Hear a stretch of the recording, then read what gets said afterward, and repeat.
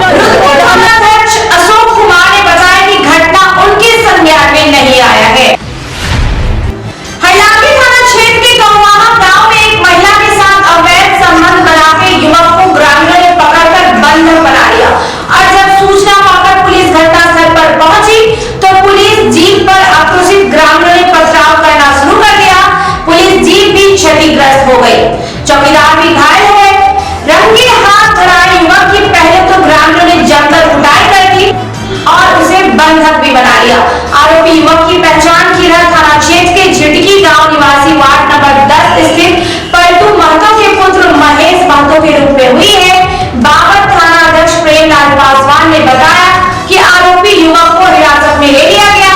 Police jeep पर पथराव करने वाले व्यक्तियों को चिन्हित कर प्राथमिकी दर्ज की प्रक्रिया चल रही है।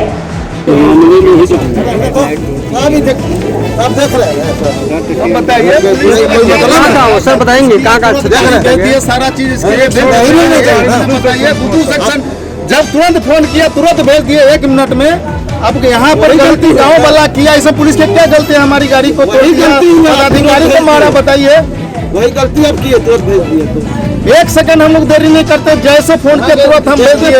आदमी लड़का को मारपीट कर रहा है, बताइए तो कोई तमाशा अच्छी बात नहीं है।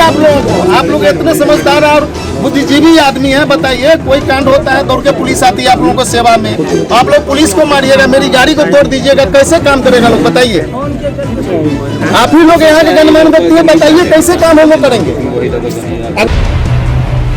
बेनीपट्टी के चर्चित मोहम्मदपुर नरसंहार के बाद घटना के समय जेल में बंद सुरेंद्र सिंह के एकमात्र जीवित पुत्र संजय सिंह न्यायालय से जमानत मिलने के बाद अपने गांव पहुंचे, जहां संजय को देखते ही पिता सुरेंद्र सिंह फपक फपक कर रोने लगे।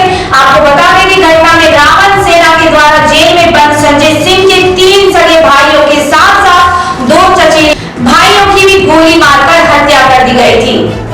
यहाँ पर कोई नहीं आए, बेनीपट्टी में जाकर के पत्रकार लोगों से बोले जो ये वर्चस्व की लड़ाई ऐसा तो आप और सजेश आइए।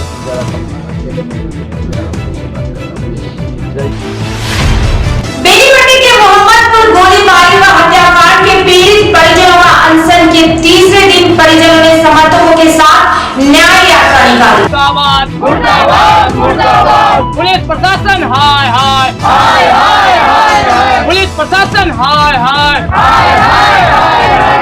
उस दौरान पीड़ित परिवार सहित लोगों ने स्थानीय प्रशासन के विरुद्ध जमकर नारेबाजी की। बीते मंगलवार की शाम से भूख हड़ताल पर बैठे मोहम्मदपुर हत्याकांड के पीड़ित परिजनों का कहना है कि 4 दिनों तक उन लोगों का भूख हड़ताल चलेगा।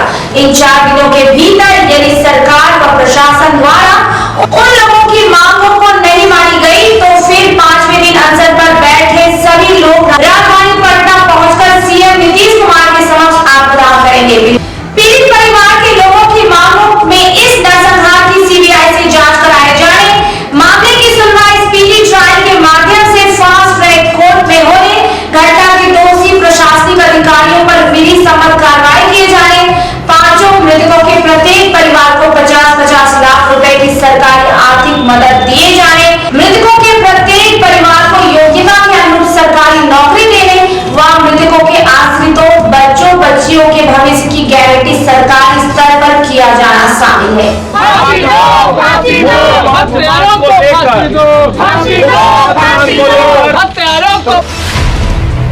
मोहम्मदपुर गोलीबारी व हत्याकांड के मुख्य आरोपी गोलीपुर गांव में प्रवीण झा और नवीन झा के छोटे दादा कामेश्वर झा एवं छोटी दादी प्रभावती देवी ने बेनीपट्टी पुलिस पर आपसी बंटवारा होने के बावजूद जबरदस्ती कुर्की जब्ती करने का आरोप लगाया है।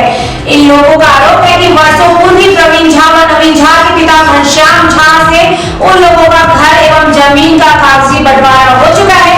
फिर भी पुलिस ने उनके घर में भी कुर्की जब्ती की कार्रवाई करते हुए घर की खिड़की, मुख्य द्वार का ग्रिल, किवाड़, चौखट आदि काट कर लेकर सामानों को क्षति पहुंचाया है। पत्रकारों को घर व जमीन के बंटवारे संबंधित कागजात दिखाते हुए उन्होंने कहा कि पुलिस द्वारा उनके घर में भी कुर्की जब्ती की कार्रवाई की गई। दिव्यांगता के कारण उठने बैठने में भी अक्षम प्रभावती देवी ने बताया कि पुलिस द्वारा अनाधिकृत रूप से उनके घर में भी कुर्की जब्ती की कार्रवाई में हुई क्षति की भरपाई वे लोग कभी नहीं कर क्योंकि उन लोगों के पास अब किसी प्रकार की बाहरी आय का स्रोत भी नहीं है और वे निसंतान भी हैं। आज मधुबनी के जिलाधिकारी अमित कुमार ने सीमावर्ती क्षेत्र जयनगर में गेहूं के खेतों में क्रॉप कटिंग और कोविड केयर सेंटर तथा कोविड टीकाकरण का जायजा लिया। सबसे पहले डीएम दिल्लीपट्टी पंचायत ने आज गेहूं के खेतों में पहुंचकर क्रॉप कटिंग का जायजा लिया। इस दौरान डीएम ने बलवा टोला में किसान सत्यनारायण यादव के गेहूं के खेतों में चल रहे क्रॉप कटिंग का निरीक्षण किया। निरीक्षण के दौरान डीएम हाथों में हंसिया लेकर गेहूं के खेत में पहुंच गए और कटाई करने लगे। डीएम अमित कुमार ने जानकारी देते हुए बताया कि सरकार और विभाग के निर्देश के आलोक में जिले के सभी अनुमंडल क्षेत्र में एक खेत से गेहूं की फसल कटाई कर नमूने के तौर पर फसल की उपज समेत खेती की अन्य जानकारियां हासिल की जा रही है। वहीं प्रखंडों की सभी पंचायतों में किसानों के 5-5 खेतों से फसल की क्रॉप कटिंग के माध्यम से नमूना लेकर गेहूं प्रति एकड़ उपज का विस्तृत जानकारी इकट्ठा करने का निर्देश दिए गए हैं। संभावित रैंडम विधि से फसल उपज का अनुमान लगाया जा रहा है। तत्पश्चात फसल उपज का प्रतिवेदन राज्य सरकार और संबंधित विभाग को भेजा जाएगा। दिल्लीपट्टी में क्रॉप कटिंग के जायजा लेने के बाद डीएम अमित कुमार का काफिला जयनगर की ओर रवाना हुआ। पुनः कोरोना महामारी के बढ़ते संक्रमण के मद्देनजर कोरोना के बढ़ते खतरे को देखते हुए जिला प्रशासन और स्वास्थ्य विभाग की टीम जिला पदाधिकारी अमित कुमार और civil surgeon doctor Sunil Kumar Jha और स्थानीय प्रशासन के साथ अनुमंडल अस्पताल पहुंचकर अस्पताल परिसर स्थित कोविड केयर सेंटर भवन और नर्स ट्रेनिंग सेंटर में चल रहे कोविड वैक्सीनेशन स्थल का निरीक्षण कर जायजा लिया गया। कोविड केयर सेंटर के विभिन्न भवनों का भी निरीक्षण किया गया। टीकाकरण अभियान की विस्तृत जानकारी और जायजा लेते हुए जिलाधिकारी द्वारा कई आवश्यक दिशा निर्देश दिए गए। निरीक्षण के पश्चात संबंधित विभाग के अधिकारियों और कर्मियों संग बैठक करते हुए डीएम ने कहा कि कोविड के मद्देनजर सभी स्तरों पर मुकम्मल तैयारी आज रात तक कर लेने समेत अन्य आवश्यक दिशा निर्देश दिए गए हैं। अस्पताल, कोविड केयर सेंटर और टीकाकरण स्थल पर साफ सफाई पर विशेष ध्यान देने को कहा गया है। तैयार करके रखना है साफ़ सफाई के साथ में और बाकी तमाम सुविधाओं के साथ में। दवाइयाँ हों या फिर लोग जो यहाँ पर स्टे करेंगे उनके लिए कुछ अन्य सामान हो, तो उस सब की व्यवस्था देखने के लिए हम लोग यहाँ पर आए हुए हैं। व्यवस्था करने के बारे में डायरेक्शन दिया हुआ है। कुछ चीज़ें हैं जो कमी छूट गई है, उसको हम लोग रात तक आज तक कंप्लीट कर लेंगे और इस सेंटर को हम लोग एकदम तैयार मोड में रखेंगे कि जब भी इसकी ज़रूरत पड़ेगी तो आने वालों को, जो भी पॉजिटिव लोग हैं, उनको कोई समस्या और किसी भी तरह की कोई भी तकलीफ ना हो, इसका हम लोगों को ध्यान रखना। क्वारंटाइन सेंटर डॉक्टर्स की टीम है, रोस्टर बना हुआ है राउंड द क्लॉक, सुबह से लेकर रात तक एंड अर्ली मॉर्निंग तक। रोस्टर दिनों के हिसाब से बना हुआ है, जो कि सब डिविजनल हॉस्पिटल हमारा पास में ही है, तो डॉक्टर्स की, दवाइयों की या अन्य किसी मेडिकल हेल्प की कोई कमी नहीं है। वो सब चीज़ें तो हैं और बाकी सब चीज़ों को हमने देखा है, उसको किसी भी प्रकार की कोताही या लापरवाही बर्दाश्त नहीं की जाएगी। जिला पदाधिकारी अमित कुमार ने बताया कि अनुमंडल अस्पताल परिसर स्थित कोविड केयर सेंटर में कोरोना संक्रमित मरीजों को भर्ती कर इलाज करने हेतु सभी स्तरों पर तैयारी पूरा करने का निर्देश दिया गया है। मधुबनी के सिविल सर्जन ने बताया कि जयनगर रेलवे स्टेशन परिसर में विभिन्न प्रांतों से ट्रेनों से आए हुए यात्रियों को कोविड जांच अस्पताल के चिकित्सकों और कर्मियों के द्वारा किया जा रहा है, जो आगे भी जारी रहेगा। आज रात महाराष्ट्र से एक ट्रेन जयनगर पहुंच रही है। जयनगर रेलवे स्टेशन पर अस्पताल के चिकित्सकों और कर्मियों का 3 दलों के द्वारा ट्रेन से आने वाले सभी यात्रियों की कोविड जांच की जाएगी। कोरोना वायरस से संक्रमित गंभीर एवं बुजुर्ग मरीजों को अस्पताल परिसर स्थित कोविड केयर सेंटर में भर्ती किया जाएगा। कोविड केयर सेंटर में 74 बेड अभी उपलब्ध है। वहीं सामान्य संक्रमित युवा मरीजों को होम आइसोलेशन और बचाव हेतु विस्तृत जानकारी देने का आवश्यक दिशा निर्देश दिया गया है। व्यवस्था पुख्ता करेगी कि रात में जो ट्रेन आएगी 2:46 में, उसमें जितने भी पैसेंजर उतरे सबों का सैंपलिंग हो, उसमें जितने भी पॉजिटिव निकलेंगे, पॉजिटिव को स्ट्रेट में सब पहले हम लोग यहाँ लाएंगे। सैंपलिंग स्टेशन पर 3 टीम रहेगी और सबों का सैंपलिंग वहीं पर होगा। उसकी व्यवस्था अभी दिन में एक टीम 24 घंटे रहती थी, उसको चूँकि एक ही हम लोग को डायरेक्शन है कि महाराष्ट्र के पेशेंट कोई स्क्रीन करना है, इसलिए 3 टीम वहाँ रात में रहेगी और सैंपलिंग होकर जो पॉजिटिव हो यहीं आ जाएंगे। यहाँ आने के बाद फिर प्रभारी चिकित्सा हमारा, और लोगों का कंडीशन देख के क्या एज है, क्या सिम्टम है, कितना मतलब कि सीवियरिटी डिजीज़ का है, उसके आधार पर डिसाइड किया जाएगा कि वो यहाँ रहेंगे या उनको होम आइसोलेशन में दे जाएंगे। और बट सबसे पहले तो जितने भी 60 साल से ज़्यादा या 50 साल से ज़्यादा वाले वो लोग प्रयास करेंगे यहीं रहना, इसलिए कि वो लोग ज़्यादा खतरा में रहते हैं। तो इसीलिए हमको तैयारी पूरी करनी है।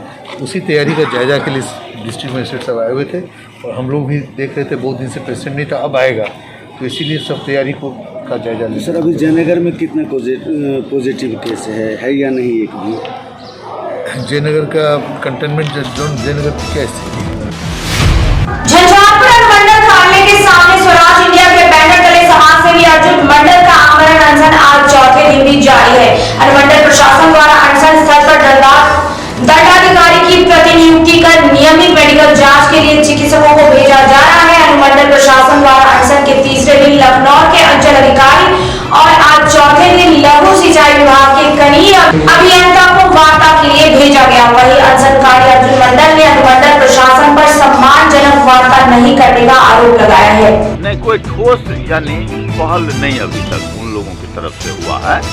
वार्ता के लिए किसी पदाधिकारी को यानी भेजते रहे हैं, लेकिन कोई ठोस मजबूती बात लेके जो है तो नहीं अभी तक आए।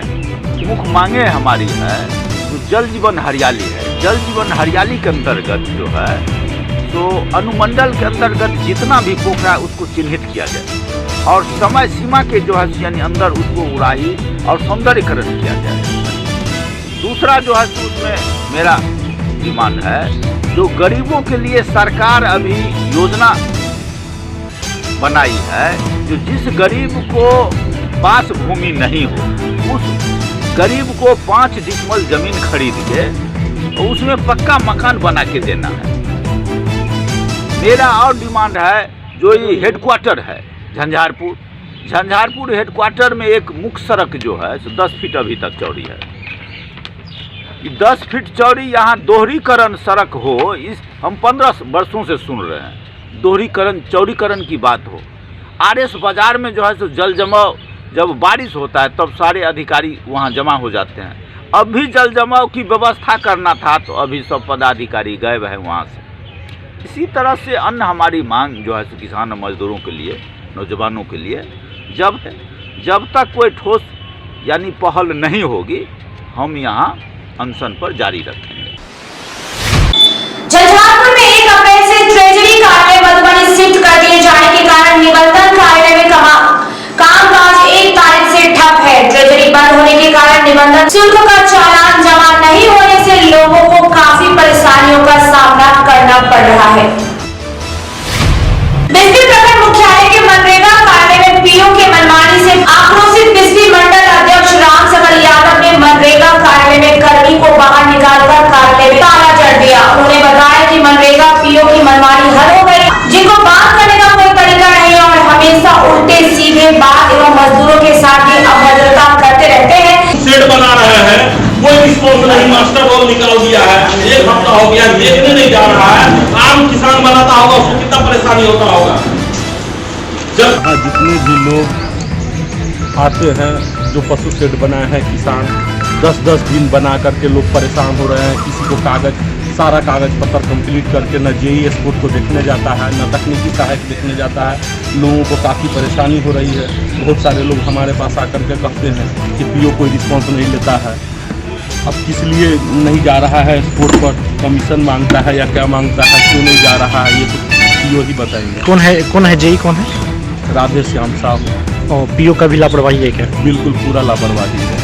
क्या नाम है? काम करने वाले लोगों को परेशान करके रखती है। आप जो है बीजेपी के मंडल अध्यक्ष होने के बावजूद भी आपने कई बार लिंक किया है, उनके फ़ोन पे फ़ोन नहीं रिसीव किया है? जी, मैं राधे श्याम को कई बार फ़ोन किया हूँ। आलोक लाभ जो तकनीकी सहायक है उनको भी कई बार फ़ोन किया हूँ, लेकिन अभी तक कोई फ़ोन रिसीव नहीं किया। तो फिर आपके साथ ऐसा हालत और जनताओं के साथ क्या हालत? बिल्कुल है, इसलिए मैं ताला मार दिया।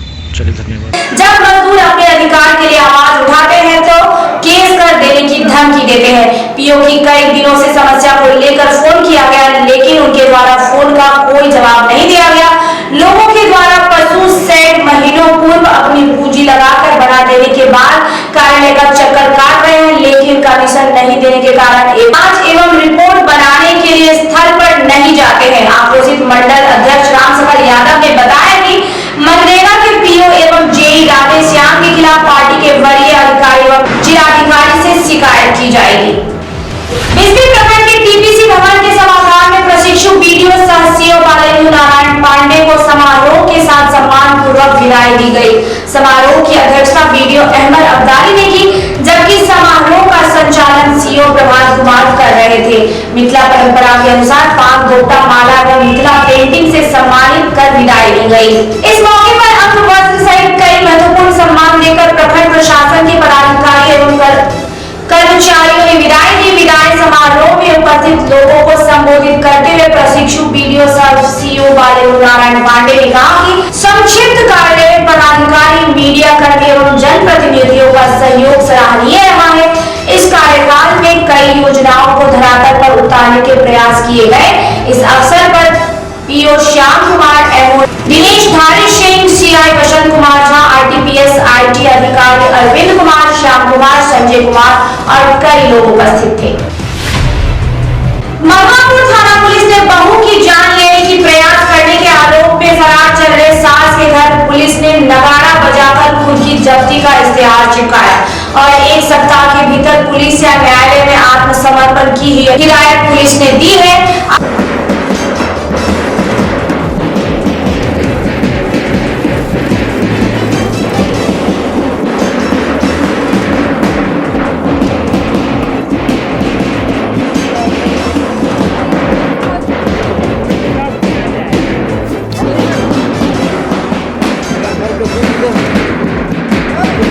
एकारी गांव निवासी सहज नारायण पांडे की पत्नी शांति देवी बताया गया है। जानकारी देते हुए थाना अध्यक्ष दया सिंह ने बताया कि आरोपी के घर से फरार रहने की स्थिति में कोर्ट के निर्देश पर यह कार्रवाई की गई।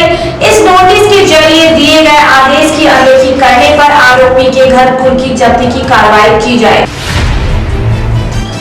मलकापुर थाना परिसर में गुरुवार को 3 कांडों में जब्त की गई नेपाली देशी शराब 6.300 लीटर एवं विदेशी शराब 24.325 लीटर शराब को विनिष्ट किया गया। शराब की विनिष्टीकरण उच्च अधिकारियों के आदेश पर किया गया है।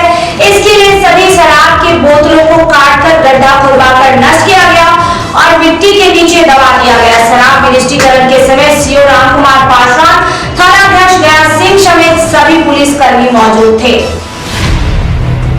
आज झंझारपुर मंडल के अग्निशमन विभाग द्वारा नरवार पंचायत के कोसी निरीक्षण भवन परिसर में विस्थापित होकर रहे परिवारों के बीच अग्नि सुरक्षा को लेकर जागरूकता अभियान चलाया गया।